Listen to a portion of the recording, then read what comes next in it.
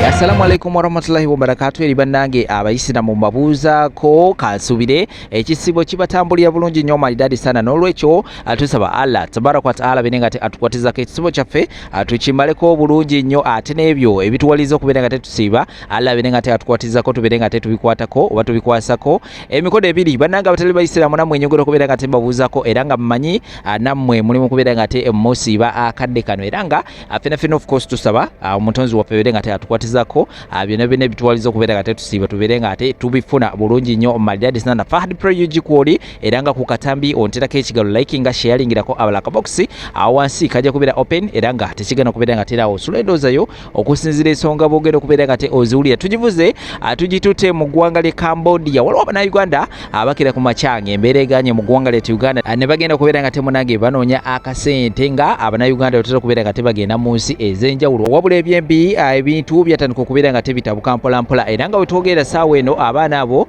abasomera ddala mu 10 bali mu kubeera nga temunange babundabunda mu ggwanga lye Cambodia balemeddwa okubeera nga temunange bakomawo mu ggwanga lyettu Uganda. Gavumenti ya kuno yavayo netegeeza nti yo terina embassy n'emu mu ggwanga lye Cambodia era omuntu yenna yandagadde okubeera nga temunange abako ensonga oba nga yandagadde okubeera nga addayo Uganda abeere nga akwatagana ne embassy ye Malaysia naye nga abaana bagezezako okubeera nga tebagendayo naye ng'ebintu bikyaganya okubeera nga tebitambula. Kakati no amawulire gava sayidizeeyo si malungi n'akamu. Abaana bano abatandise okubeera nga tebafa omu ku omu era nga olunaku lw'ejjo waliwo eyasobodde okubeera nga temunange ava mu bulamu bw'ensi eno mbu yabaddeawo ng'olubuto lumuluma mpolampola teyeetegeera tamanyi ki kyamutuuseko abagenza okubeera nga temunange bamunyenyanyenyako nga wayiseewo eddakiika ekyamazima kiri nti nga obudde buyise era omwana ono yasobodde okubeera nga temunange afiira mu kampu eno ewali abanne abalala era gagenda kubeera nga tembaterawo obutambi awo musobole okubeera nga mwongera okubeera nga temumanya embeera nga bwegenda mu maaso sayidizeeyo n'obutambi bulala bungi nnyo ku nsonga bizimu kubeera nga tezitambula mu ggwanga lyattu Uganda. Subscribing akadde ka notification koneko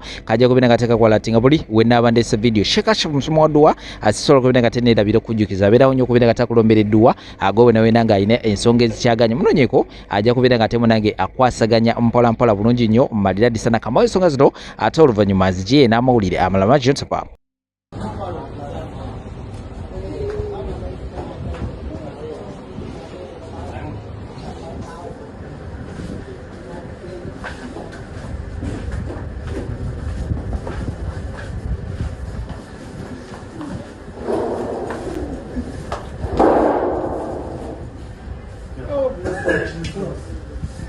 Oh Jesus! How about visage, pardon?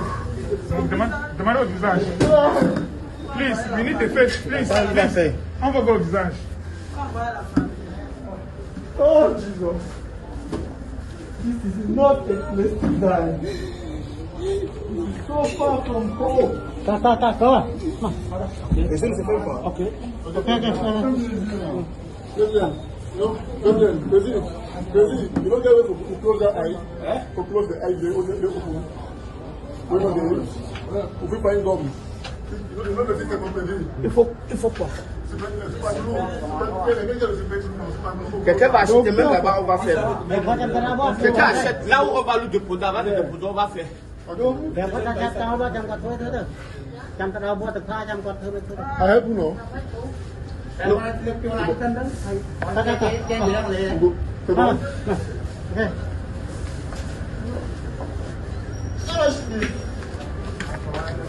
Get down.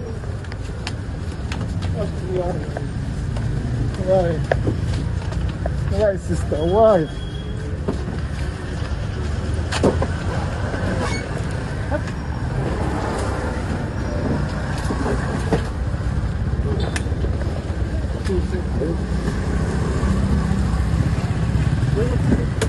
Kimu mutuyambe mutuzze ewaka ffe bitususseeko mutuyambe mutugiremu overstay ffe tuli ready okwegulira tiketi tujja kugerezaganya ne famire zaffe batugulire tiketi batuzze ewaka. Tulina abaana Uganda ab'okulabirira n'okuweerera tuli basingo maamu twagezako okujja okuyiiya ne bigaana tusaba gavumenti tugiremu overstay tweyiyeze za tiketi tudde waka kyokka kye twagala mu kitangala kino temulaba tetulina kyakulya bitemu biri mu ntalo mutuyambe mutukaase tudde waka. Okay, my name is Tumwebaze Franka. I am one of the over 1,000 Ugandans who are stranded in Cambodia. So my main reason for making this video is to cry to our home government of Uganda to come and rescue us. It is now over 1 month when the Chinese bosses trafficked us from Uganda and brought us here illegally. So when we reached here, they had promised us good jobs. But when we reached here, they gave us the jobs which we didn't know about. So after some times, we worked in poor conditions, no pay. They mistreated us. After some times, the government of Cambodia ordered that all Africans who are here should exit this country and go back to their countries. Countries like Ghana, Nigeria, Kenya, Tanzania, all those countries have repatriated their people back to their country. It is only us Ugandans who are still here. So I'm making this video pleading to the government, please come and rescue us. We are starving, we have no food, we have nowhere to sleep. My colleagues are sick, we are sleeping on the streets, so really we need your help.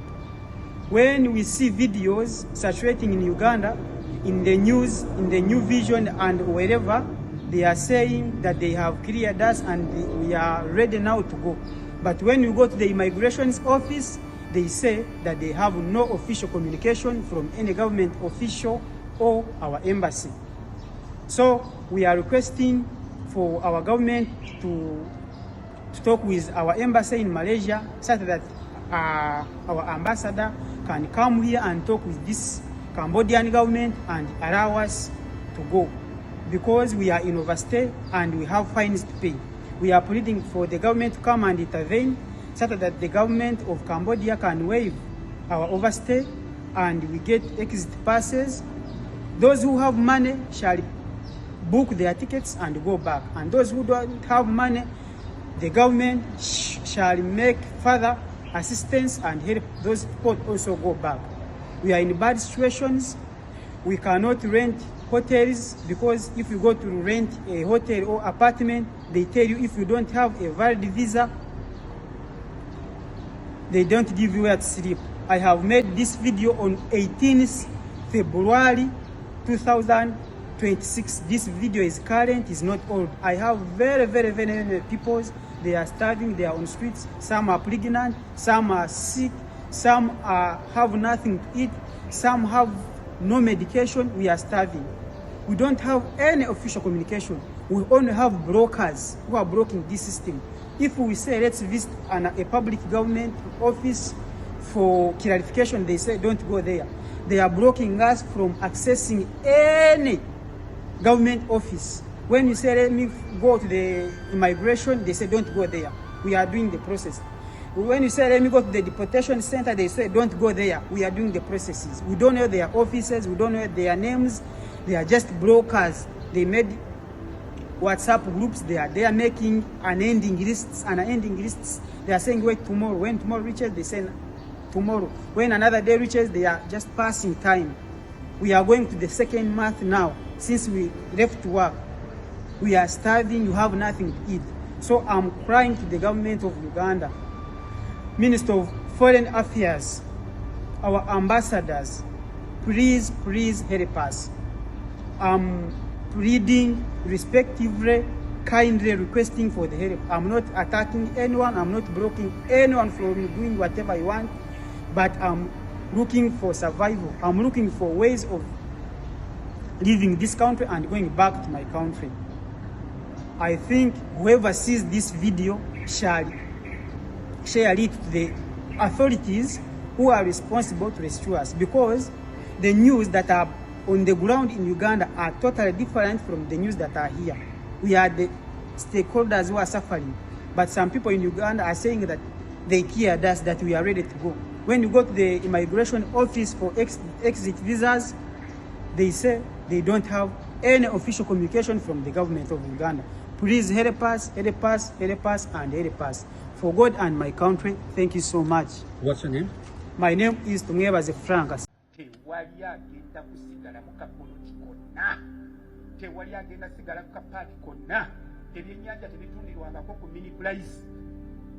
Mini price si ya matooke na Bugabo Road si ya kucha gonja. Genda mu wino, genda gye tukulambise otunde ennyaanya e Nakasero. Mini price girika abatunda engoye bakole ki? Batunde. So tebabalimba.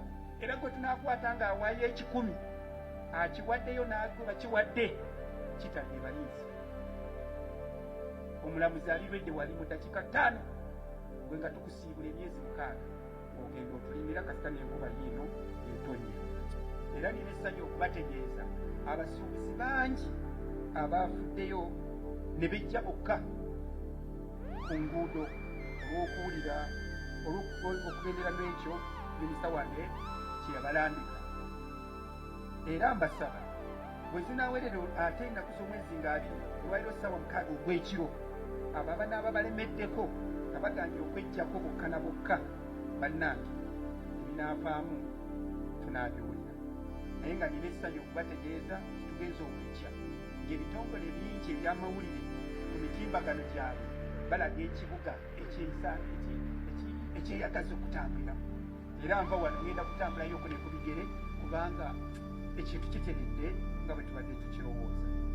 Era KCC bategeeza nti waliwo ebifo ebirala 1980 ebiri mu munisipaali zitwetoolodde nga Kirama, Kisaabagabo, Ntebe. Nabo bagamba bannange abantu baffe mubasindike bajje naffe twagala bantu obutale bwaffe bukalu. Enteekateeka y'okuzza abantu bano mu bifo bino oba mu butale egenda kulemberwamu obukiiko KCC we yateekawo obuli mu kitongole kyaffe ekyagenda eky'omuntu enkola y'abantu awamu n'emirimu. Era obukiiko obwo bujja kugoberera enteekateeka ennuŋŋamu. Era bwe wanaabeerawo obumulumulu bwonna obuloopere mangu abantu abo bajja kukolebwako. Naye nga tujja sooka omukisa okuwa abo bannaffe bayita abanaku, abakyala, abavubuka n'abo abalina obukosefu ku mibiri. Abo bajja kutwala ekifo kya kumwanjo mu kulaba nti bateekebwa kwe bagenda okukolera. KCC bategeeza ku by'entambula nti waliwo ebifo 929 ziyite stages ezamaze dda okulambikibwa mu kuzo 166 bamaze okuziisa zimaze okuyita mu misoso gyonna egyetaagisa.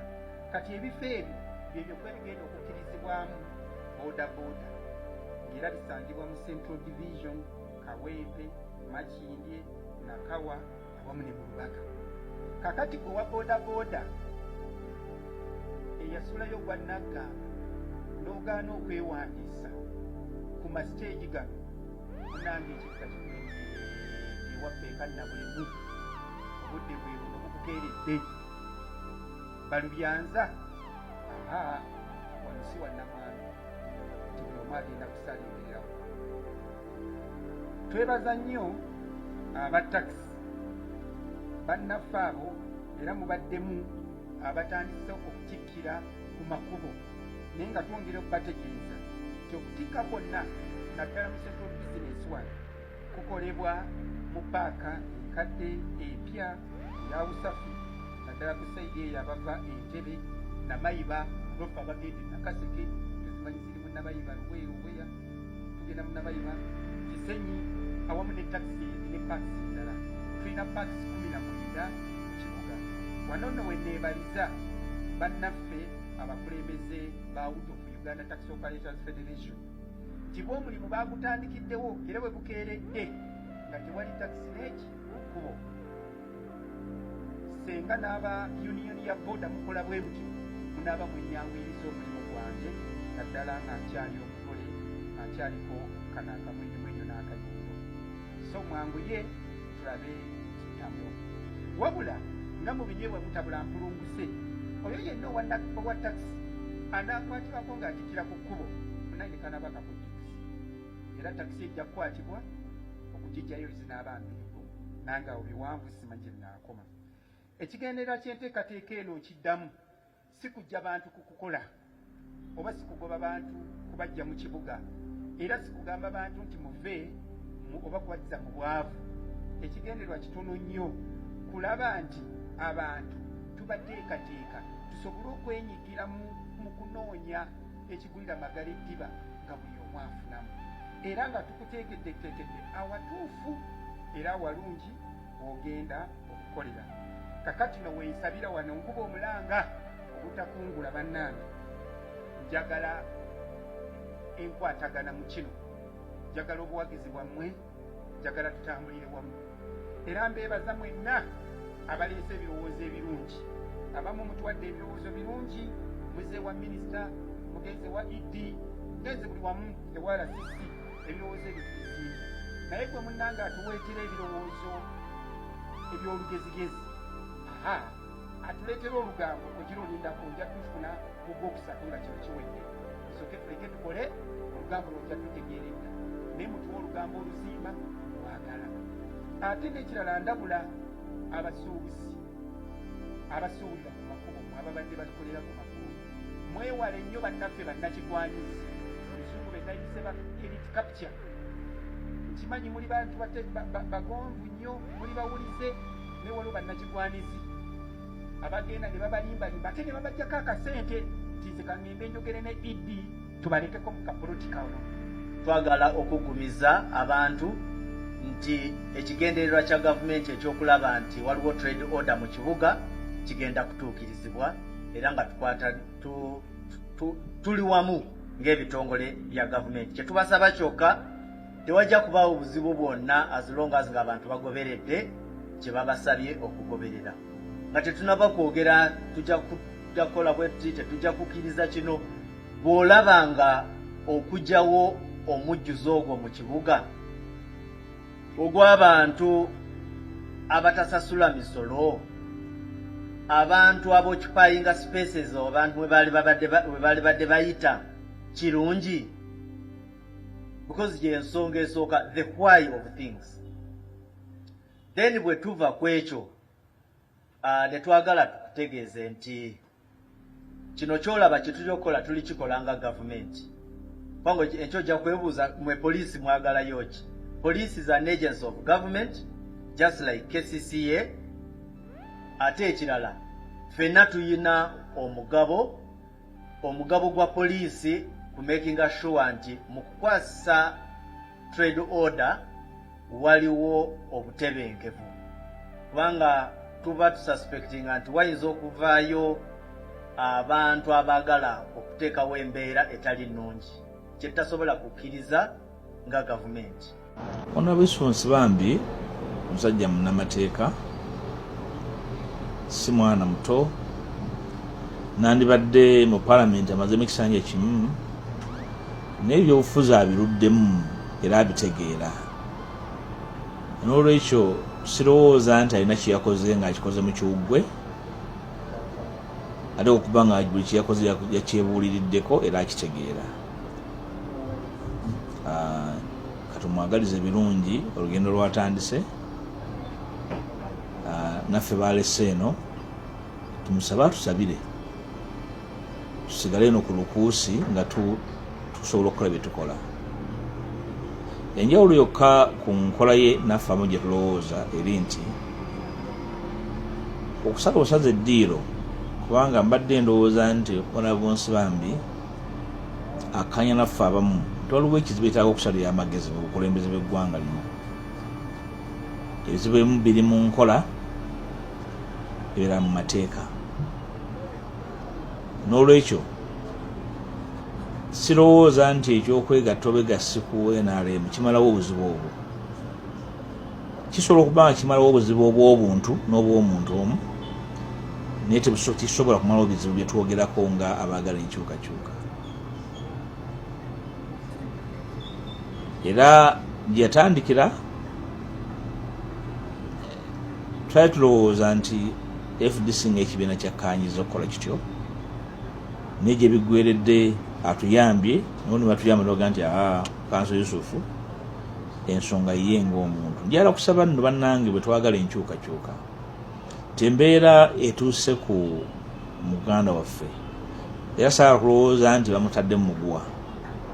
Ensonga ezimu zaayogerako naffe natuzaagala, ng'okutaba. Abalungi abatuwuliriza era abatulaba olunaku olwaleero tukyaddeko ewa Sheikh Ashraf Dembe. Sebo nsanyusa okubalaba. Amannya agange nze Sheikh Ashraf Dembe akola ku bizibu by'enjawulo. Omuntu singa aba alina ebirwadde musomereddwa tumuwa amazzi ga lukuya nga bw'obadde ogalaba tugenda abantu ku kyoto ne twokya emizimu emibi egibabaamu n'okulomba edduwa abantu singa abeera ng'ali wano atuuse sobola okumulombera edduwa ne waba atatuuse nga mpadde amannya ge naye ng'ali wala neetaaze ennamba yange yeeno eri 0707363711 nammwe bannyinaffe abali ebweru oyagala okuba nti oyagala okulombera ku dduwa ng'olina ebizibu viza zibuze amaka gakolongotana sente zikola zimpita mu ngalo ojja kumpeereza ekifaananyi kyo n'amannya go ebyo byokka bijja kummala nja kukulombera edduwa ojja kutereera olunaku olusembayo mu mwezi mba n'edduwa eyawamu ffenna n'abalwadde bange abakadde n'abapya. Salaamu alaikum warahmatullahi wabarakatuh.